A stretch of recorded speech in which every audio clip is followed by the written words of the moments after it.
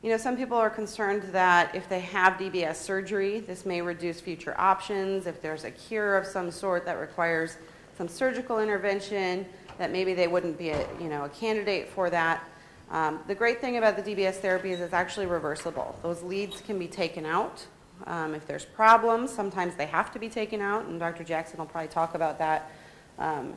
But it's a reversible procedure. And patients do continue to take their medications, but hopefully without all the ups and downs. So, who might be candidates for deep brain stimulation surgery? Well, patients of all ages, there's not really an age cutoff, but we do know that the younger a patient is, the better that they tend to do. That being said, I wouldn't eliminate somebody because of their age. If they're 85 years old and they're functioning well and they might live till 100, we certainly would still consider them potentially for the therapy if they're not having significant memory concerns. As I had mentioned before, you have to respond to levodopa. If you don't respond to levodopa, this isn't going to help you. The exception to that is the tremor, which may get better, but your other symptoms need to respond to the levodopa.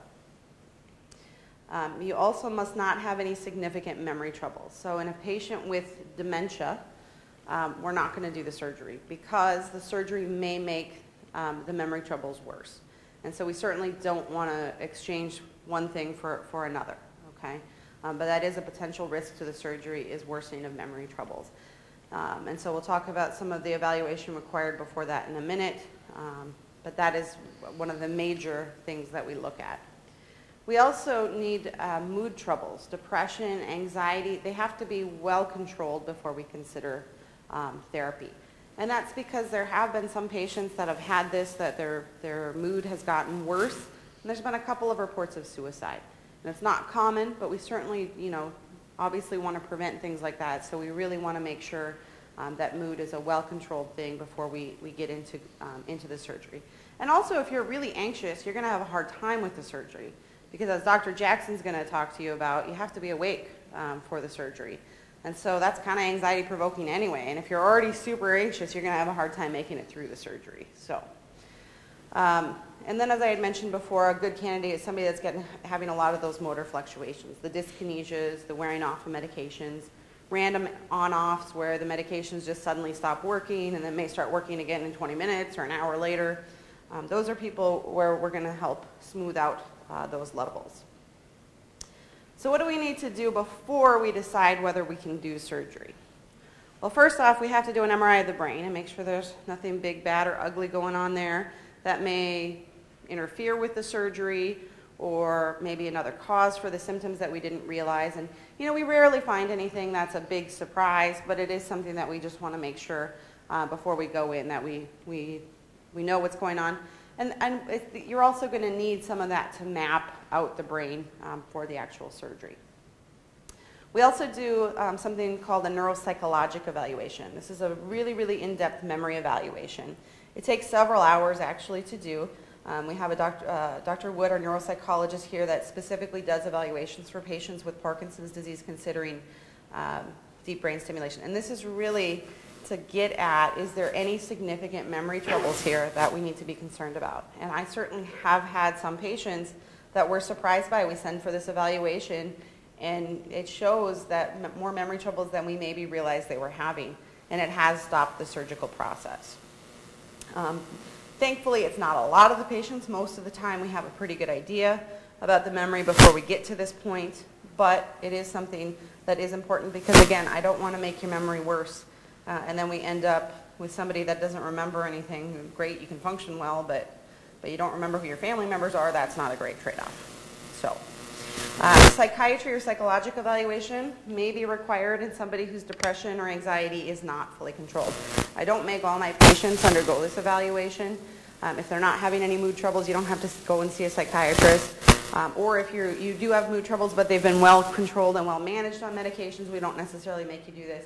But if we're having troubles managing them, then we may want to get you to a psychiatrist to get them managed beforehand. Because again, we want them controlled before the surgery.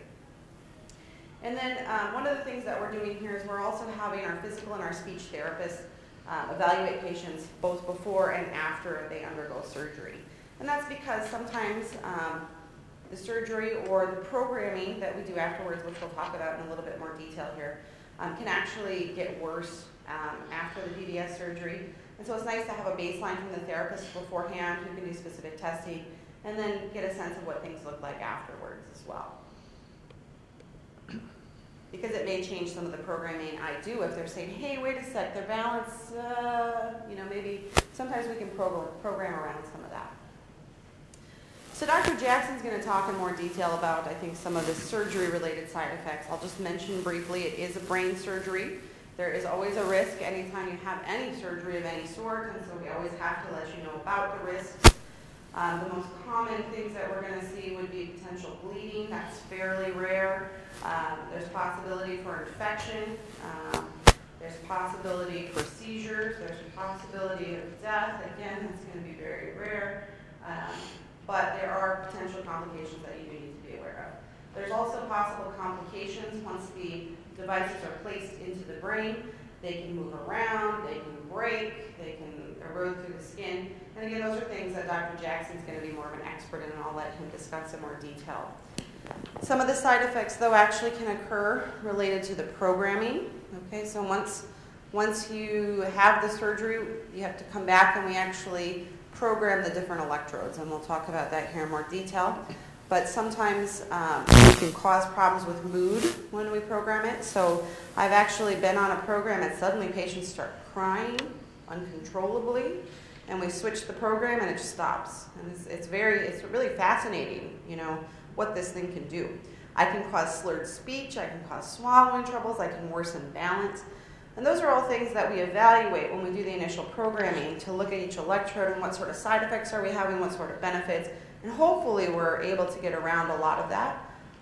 But those are important things to kind of monitor. So this is Davis Finney. He is a Olympic bronze medal winner. He was a cyclist. I think he was actually the second cyclist to win the Tour de France back in the 1980s. And he actually was diagnosed with Parkinson's disease, and he has had deep brain stimulation surgery. And there's actually, I suppose this video is not going to work either. Oh, that's weird. So the last one of us has been giggling a lot, though. This is his wife. Yeah, I wake up and I kind of look in the mirror and start giggling or start laughing a little bit hard. I can't believe it. As you can see, minimal tremor. It's only supposed to get better. Yeah, I think he's afraid he's going to wake up from this dream and go back to Mr. Tremor who can't sleep at night. So I think that the reality is slowly sinking in. I think for everyone, it's just it's a huge relief. Yeah, the new reality. Yeah. It's nice to have the dad back that I remember from a while ago. He used to start playing some video games with me. Yeah, I told my dad that he had to start playing guitar here. They do feel like I've got this second chance of life, and it says, free, baby. So he actually is a really interesting gentleman, and he actually holds what are called victory summits around the United States. And actually, they just did one recently in the Twin Cities when was it? This fall. Yeah, it wasn't too long ago. And I have not had the opportunity to go to one, but I hear they're excellent. And if you ever do have an opportunity, I guess I would encourage everybody to go to one. All right, this is a video, and I don't think there's really any sound with this that we need to. Can we turn the lights down? Oh, there you go. Good. And so this is actually a gentleman that has had DBS surgery, and this is going to be his before surgery. This is kind of what he looked like, and just kind of watch his balance and his walking here. Is this one not going to go? This is really strange why one would work and one wouldn't. Yeah, okay. I'm going to have to switch to the other. Hold on.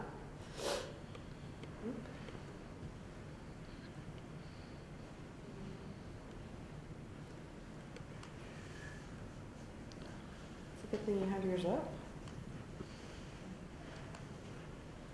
All right, so let's see if this one will work, we hope.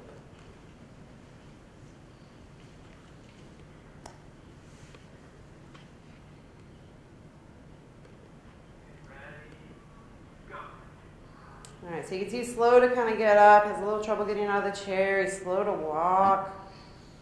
And if you look at his head, as he kind of turns around, you can see he's a little dyskinetic in his arms. The arm kind of comes back. The head's a little dyskinetic as well.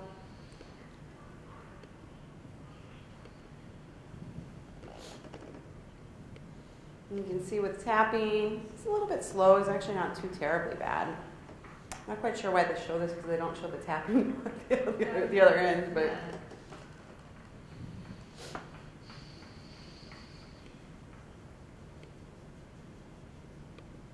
So this is him, this is him without medications, mind you, but just with the DBS. Okay, so he's not taking any of his medications today. You can see the dyskinesias are gone. Boy, you can see the difference in that gait and that walking right off the bat. And watch him as he gets out of the chair. Look at how quick he is.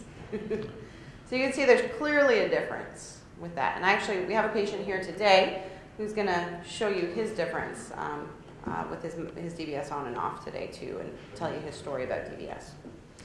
All right, so I'm going to actually leave this part up to Dr. Jackson because he's going to get into more detail about the mapping and the placement of the DBS. The programming, though, that's all me. So typically speaking, I see people back about 4 weeks after their DBS surgery because we want to make sure everything has healed after the surgery. Patients actually may get what's called a post-lesional effect, where kind of because of the swelling from putting the DBS in, it kind of stuns that region of the brain. And actually, your Parkinson's symptoms often are better for a week or two after the surgery, and then they kind of gradually kind of come back after that. And then so we want all that lesional effect to go away before we program because otherwise it can be confusing. But generally speaking, we're going to see people back. The first programming session is usually about 2 hours because I go through, there's 4 different electrode contacts. I go through every single contact, different amplitudes and different settings, and we try to figure out where are your most benefits with the least amount of side effects. So it's a very long day.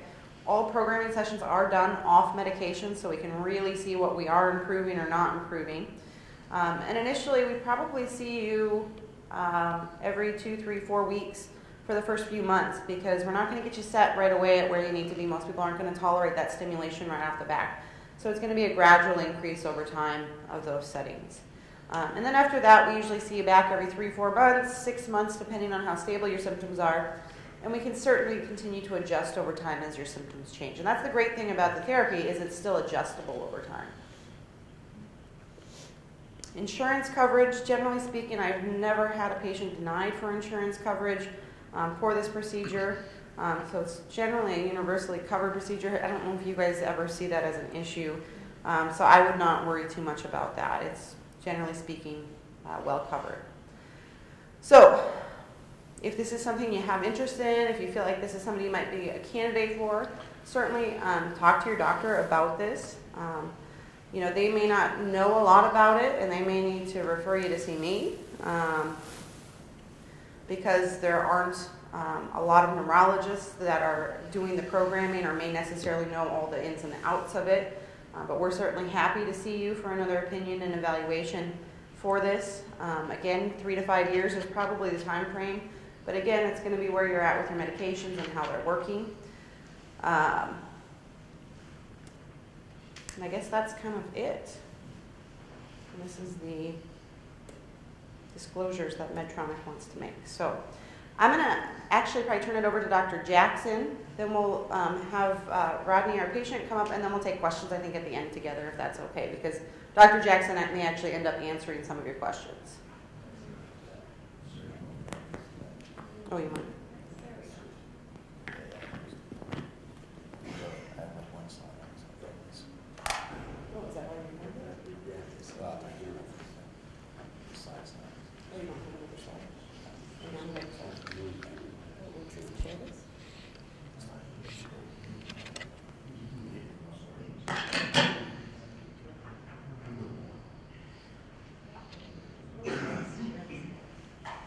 So as she said, my name is Adam Jackson, and I'm the neurosurgeon. I have the easiest job. There's like one slide that does what I do.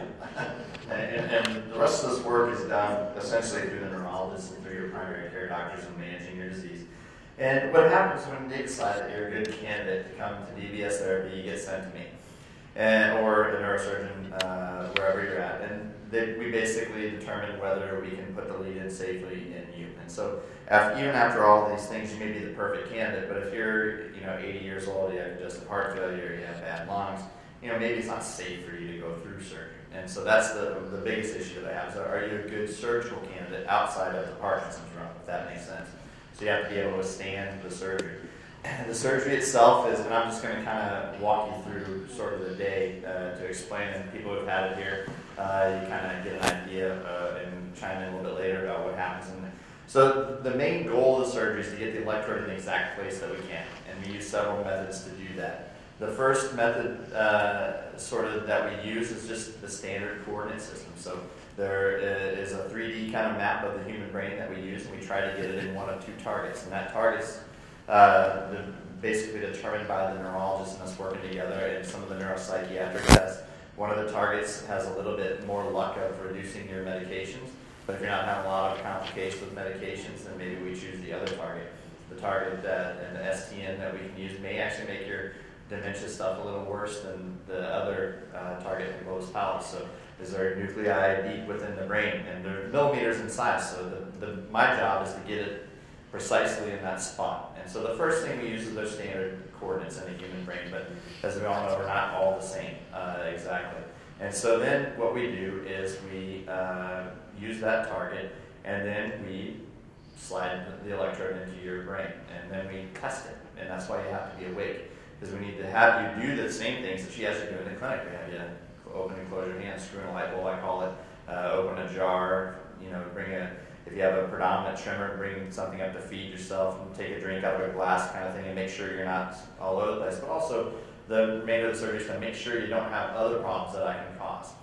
And so when we look at, and we'll kind of go through it all in detail, but when we look at the surgery, there's risk to any surgery, and then there's risk to specifically the one that we do. And so with any surgery, there's always a risk of bleeding and infection. And when we're passing electrodes down into your brain, as you can imagine, I drill a hole kind of right here on the top of your head. There's two holes when we do each side.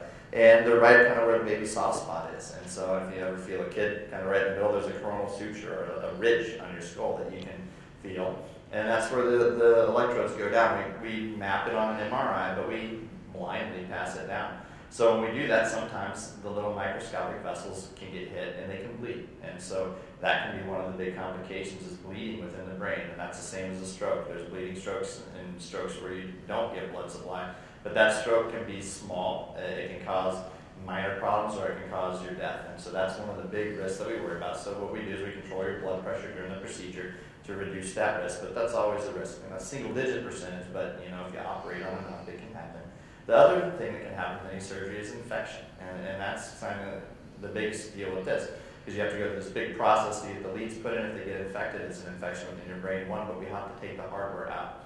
And so that's the two kind of procedural risks that I worry about that are not uncommon to any surgery. This infection and bleeding that can happen. The bleeding in the brain is very different because it permanently destroys the brain. So those are the kind of the two general things. The other things that we worry about, and what Dr. Harlow talked about, is when I put the electrode in, when we turn it on, we can cause you other symptoms that you didn't have before. I can make your memory worse. I can make you depressed. I can make you have pulling movements that may make your balance worse. So all that stuff that you're awake for in the operating room, so when we test it, we make sure that A, you have good benefit, but B, I don't cause you the other problems that can make it a little bit difficult. Now, so what we do, when you come in, we do the MRI that Dr. Harlow talked about. We make sure that there's no sort of abnormal anatomical things in your brain that would make it hard to put an electrode in safely.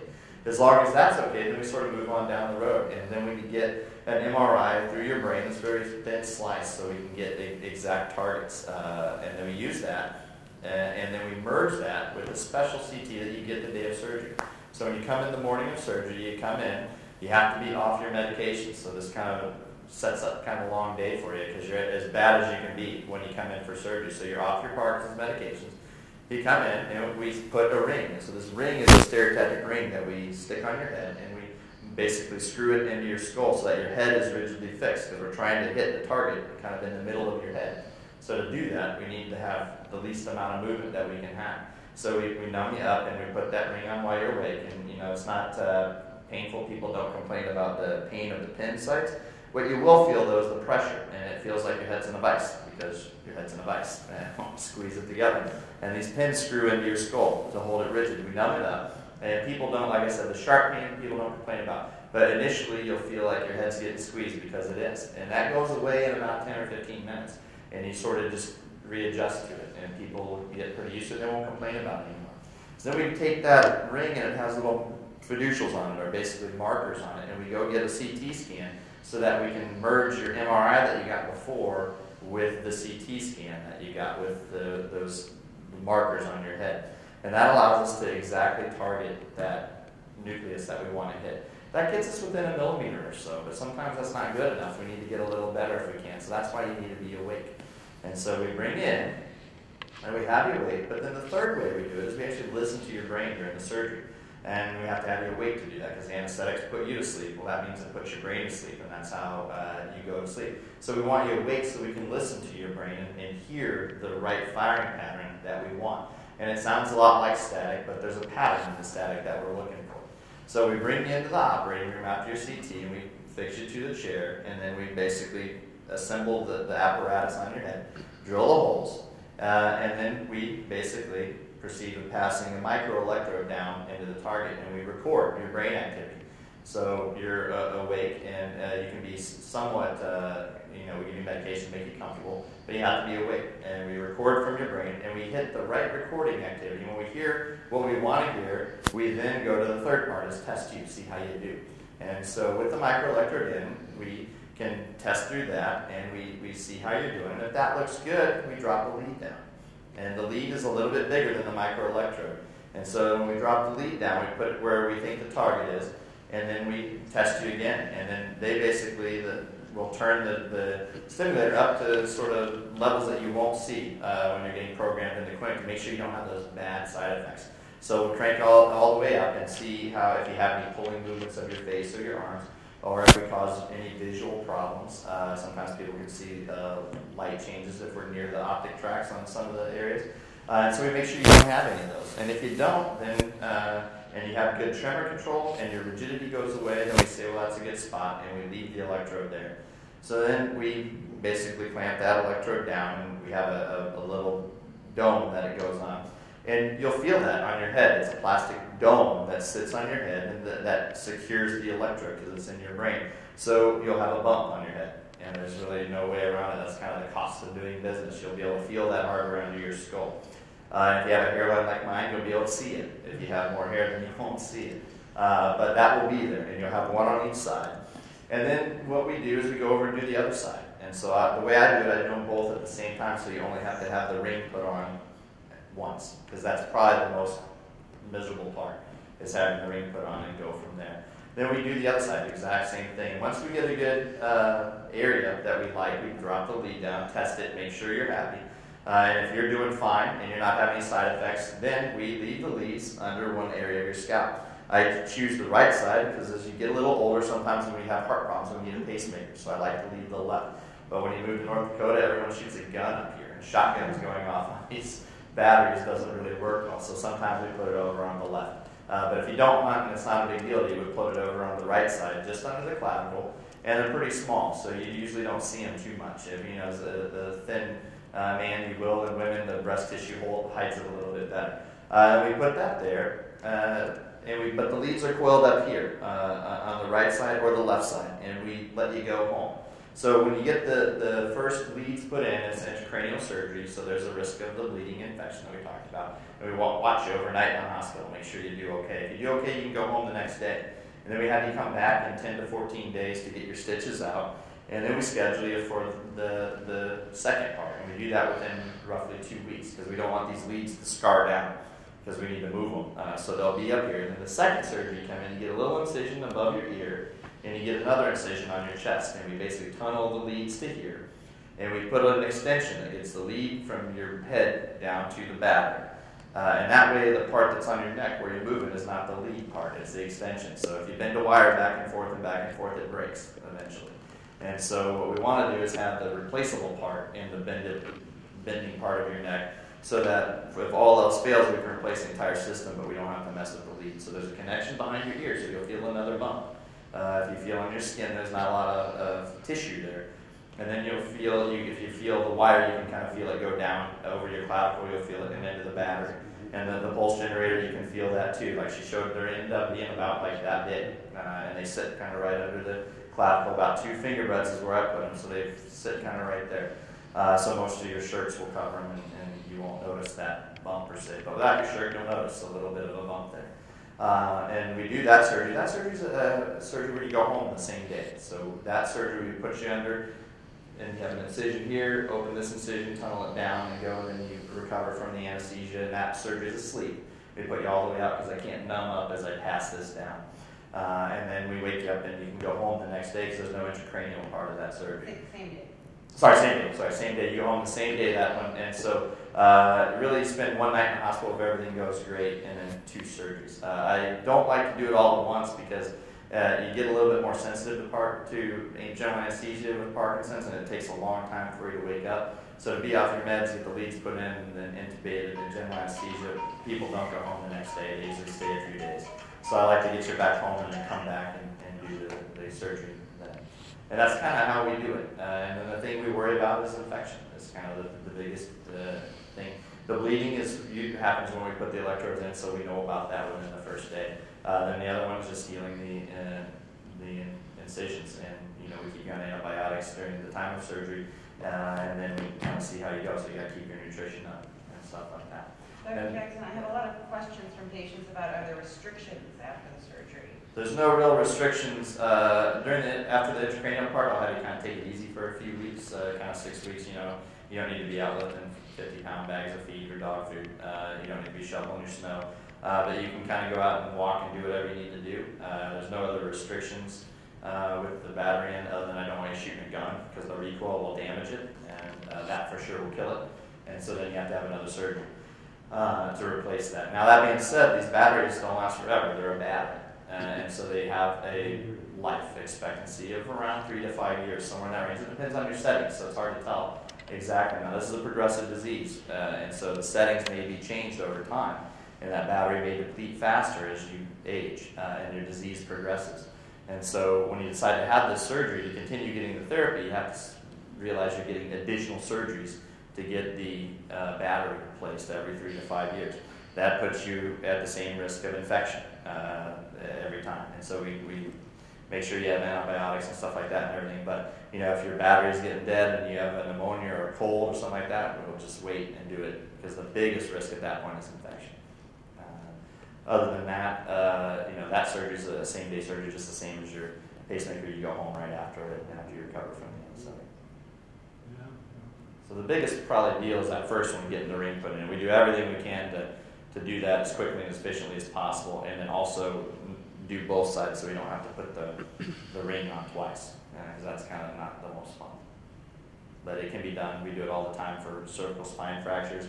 We use a halo for those sometimes, and so it happens for other reasons, a similar type system, and people tolerate it just fine. So you want to have any questions?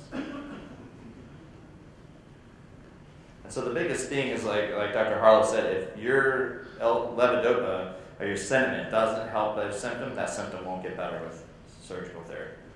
And the way that we used to do this is they used to burn the same target that we use, and so that permanently disrupts that area. So if you mess up and get the wrong spot, you're stuck with that. And so the nice thing about Parkinson's is with DBS for Parkinson's, I don't have to permanently damage. Now the lead does permanently damage. It's a little bit of a misnomer. We are damaging tissue passing an electrode into the brain, but it's less so. And the permanent damage is very small. Like we said, that lesion effect that you get after surgery lasts for a couple of weeks, maybe 3 or 4 weeks. That gets better and it kind of goes away. And it's mostly due to regional inflammation and irritation. That goes away. So the damage we're doing is very minimal. And then even if I'm not perfect at getting it in the perfect spot, the programming and also the number of contacts on the lead allow them to program around most side effects as long as they're not major. And so we can usually get you in some sort of programming setting that we can minimize those side effects that can happen. And that's what I said, her job is the easy, the hard part. Mine, all I gotta do is put it in the right spot, and then she gets to spend hours figuring out where it is. Yeah, I've got the hard part. Yeah, for sure. And that's basically the surgeries. That's, the day that we do it, and you do it first in the morning because you have to be off your medications. We want you to look as bad as you can so we can see how much we're helping you. So we do it first thing in the morning so you're not laying around all day off your medications. The second surgery, though, you can take your medications because all we're doing is hooking stuff up, so you don't have to be off your medications for that first case. Also, I was going to mention there are some batteries that you can look at up here. So if anybody has interest in what actually goes underneath the skin, that's the rechargeable. This is probably, you usually use the PC? Yeah. Yeah, so this is probably the one that we're going to use most of the time. And this is what would go under the skin, but if anybody wants to come up and look at this. Do we have an, there we go, okay. And then there's maybe we should just pass that around too, so people get a sense of that's what. Yeah, so here's the lead that actually goes into your head, and that thing would go in your head and then tunnel over here to be on the extension to go down. But that's the actual lead itself. And then I'm going to bring Rodney up here, and I'll show you the programmer that we use and all that. Let me grab a chair. Yeah.